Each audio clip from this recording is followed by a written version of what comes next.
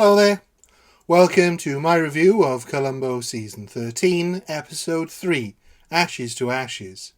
First broadcast on the 8th of October 1998 on ABC. Written by Jeffrey Hatcher and directed by returning Patrick McGoohan, who again plays the murderer, Eric Prince. The episode begins at a service in a funeral parlour. But don't worry, we aren't too late, the murder has not occurred yet. This corpse died of natural causes. It's a rehearsal for the funeral of an aged actor, and it isn't long before we meet funeral director Eric Prince, who is observing the rehearsal. He receives a call from gossip columnist Verity Chandler, played by Rue McClanahan, arranging a meeting. Eric, we have to have a little private chat, just the two of us, strictly personal. After the call, we stay with Chandler as she watches a promo of an upcoming expose. I'm working on a story that'll rattle a few skeletons. Watch this Sunday for grisly undertakings on Sunset Boulevard. The next day, she attends the funeral we saw rehearsed, along with the widow, Liz Houston, played by Sally Kellerman. Chandler corners Prince and, through some neat exposition, lets us know that Chandler and Prince were once lovers until he dumped her. Our boy, Undertaker, gets greedy. He realizes that morticians can get to the bodies before anyone else. So he begins selling his information to a television reporter, who also becomes his oh-so-secret lover, until he unceremoniously dumps her. And he had been using his access to famous corpses to feed her celebrity gossip for years.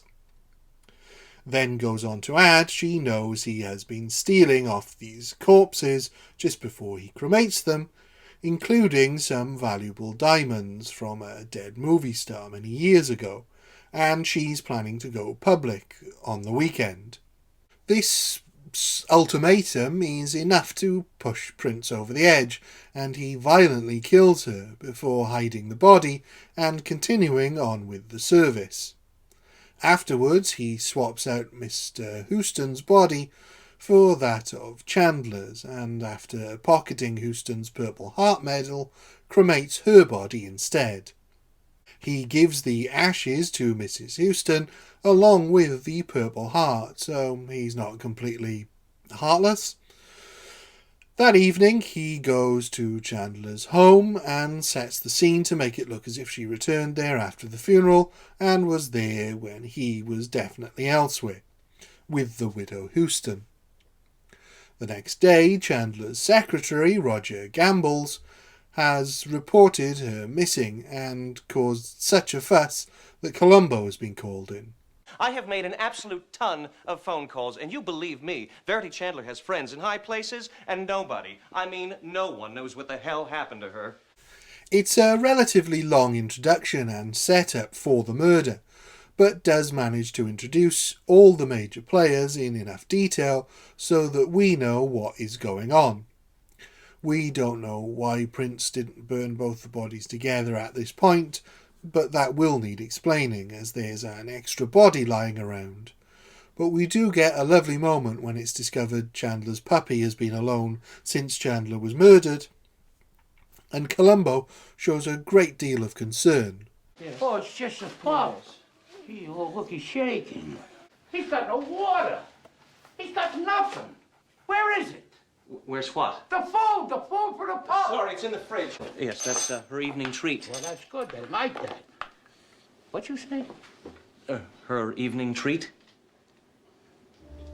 But it also gives him a potential clue, as do the photos of the dog, with one picture missing, the one Chandler showed Prince. We then get some more character moments with Prince and the wonderful Edie McClurg playing Mrs. Lurby, a less than grieving widow. Mel Lurby was a jerk, a chiseling, cheap-jack, two-bit importer of knockoff Korean knitwear. What we could do is cremate your husband today in one of our inexpensive cardboard boxes, place his ashes in an urn that I hope you will like. It'll be ready tomorrow.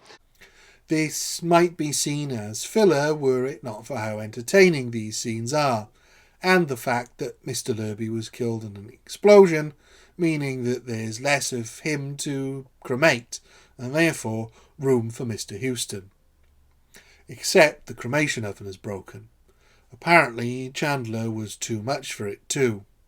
Columbo arrives and questions Prince, but Prince doesn't give too much away. Columbo continues to dig, but only seems to come up with questions. Why didn't she feed her new puppy? Why did she change her lipstick after the funeral? And how did she get home from the funeral?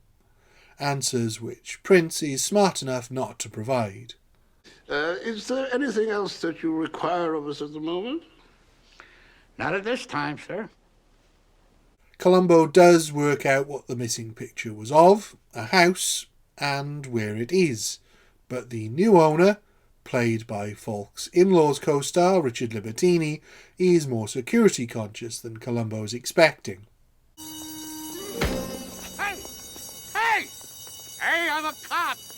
He does still manage to find out the cab that she took to the funeral was driven by a former fence who sold the diamonds that Prince stole.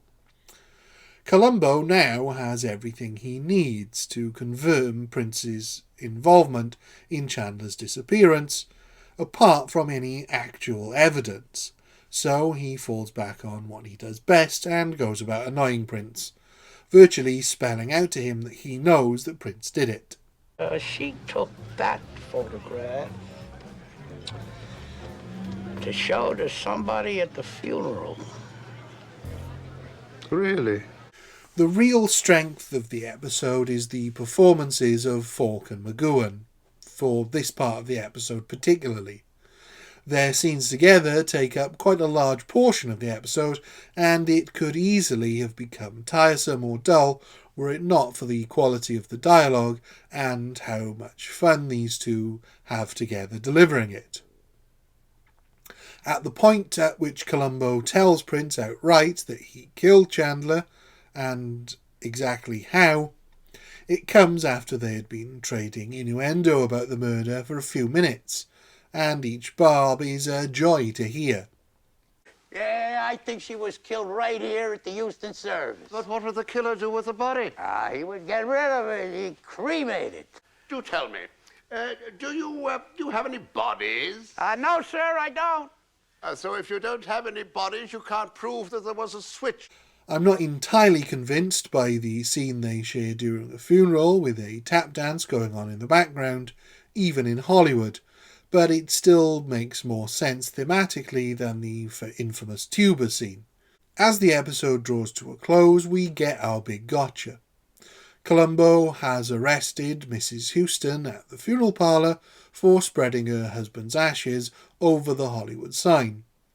This is, of course, a ploy, as he has Mrs. Lurby and her husband's ashes brought there too. In those ashes are the remains of a piece of shrapnel that Mr. Houston had in his leg, proving Prince switched the bodies. I'm wondering whether we should travel separately, or perhaps you care to join me. Well, that's up to you, sir. It's, your funeral. This episode is a lot of fun. The cast are clearly having a great time, and there's a lightness in the tone from both Falk and McGowan. Having said that, this is also the episode's biggest issue. Despite enjoying much of the interplay between our two leads, it feels like they aren't quite taking it seriously enough, and it's probably a little too long to sustain the tone. I also felt like it tried to paper over some of the cracks with this lighter tone. Prince's explanation as to why he didn't burn both bodies at once is a little weak. It's a very popular model. Could two people fit in there? I'm afraid not. What do you have in mind? Despite there clearly being enough room. But the bigger issue for me is the gotcha. There's still no proof that he killed Chandler, or disposed of her body. Just that Houston's ashes ended up in a different urn. I'm sure there are many laws being broken by this, but not murder. the charm of the episode isn't quite enough to get over these problems I had, and I think the story could have done with a little structural work, as the focus seemed to be far more on the two main characters. For that reason, I think this episode deserves a 4 out of 5 from me. Thank you. Goodbye.